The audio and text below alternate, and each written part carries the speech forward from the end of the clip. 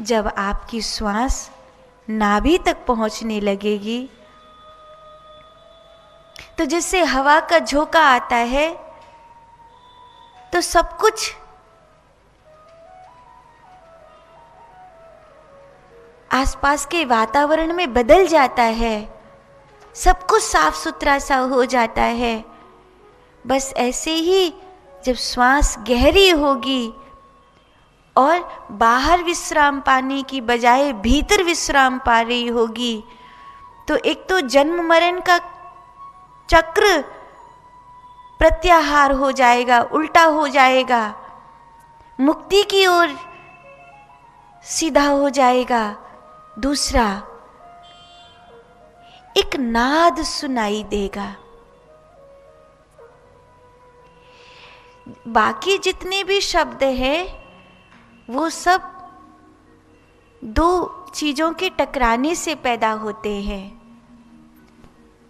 जैसे हवा चल रही है तो हवा से टकरा रही है या हवा किसी से टकरा रही है तो आवाज हो रही है।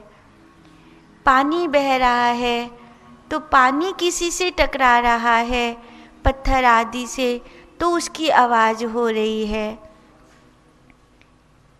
कुछ भी है, जैसे अग्नि है तो अग्नि जब जल रही है तो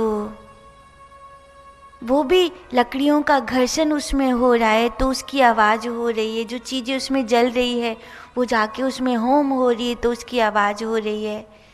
ऐसी जो कुछ भी है ना, जितनी भी आवाज़ हो रही हैं पूरे ब्रह्मांड में, वो सब टकराने से होती हैं।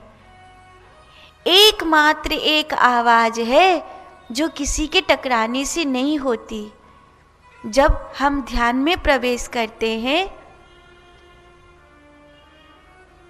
तो बाहर से कान, आँख, जितनी रूप, रस, गंध, शब्द, स्पर्श, जितनी भी इंद्रियां हैं उनको कछुए के अंगों की तरह सुकेड़ के भीतर ले जाते हैं। और जैसे ही भीतर ले जाते हैं तो भीतर वो काम करने लगती है। वही रूप, रस, गंध, शब्द, स्पर्श भीतर काम करने लगता है। जो आंख बाहर देख रही थी, जब ध्यान में चेष्टा पूर्वक उसे भीतर ले जाते हैं तो वो आंख भीतर दिखने लगती है। तो फिर किसी को भगवान सपने में दिखाई देते हैं, किसी को गुरुजी सपने में दिखाई देते हैं, किसी को कुछ कुछ बहुत अच्छा सपने में दिखाई देता है। अब वो आंख भीतर देख रही है।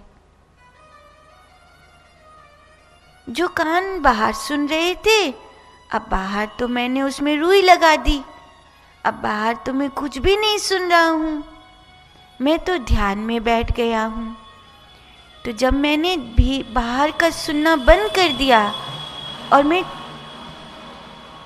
अपने कानों को बाहर से बंद कर ली, तो जैसे ही मैंने अपने कान बाहर से बंद कर लिए तो मुझे भीतर की कुछ आवाज़ें सुनाई देने लग गई।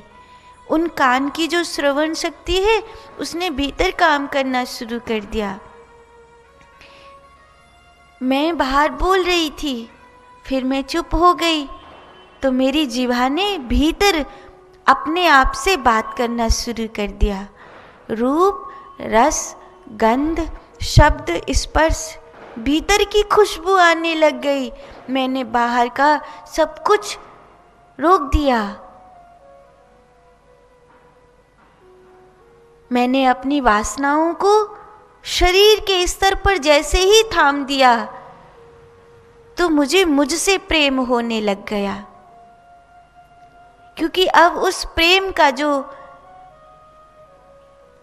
तार था वो किसी और से नहीं जुड़ रहा था, तो खुद से प्रेम करने लग गया। यहां तक तो ठीक है, लेकिन यहां तक ही ठीक नहीं है। इंद्रियों के पार की कुछ बात है। ये तो घर्षण तक ही है। आँख का देखने वाली शक्ति के साथ घर्षण है, कान का सुनने वाली शक्ति के साथ एक मेल है और वो अपने अपने आधार पर भीतर और बाहर काम करते रहेंगे। लेकिन कुछ और भी है जो इस शक्ति के पार है, देखने वाली शक्ति के पार है, सुनने वाली शक्ति के पार है, सूंघने वाली शक्ति के पार है, जननेंद्रियों के पार है, रूप रस गंध शब्द स्पर्श सबके पार है और उसको ब्रह्म कहते हैं। उस नाद को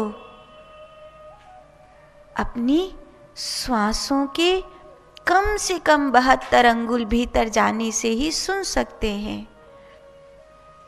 जैसे श्वास जब पूरी तरह बाहर ही वास करती है तब मनुष्य वासना में उतरता है, ऐसे ही जब मनुष्य की सांस पूरी तरह भीतर वास करती है तो मनुष्य समाधि में चढ़ता है।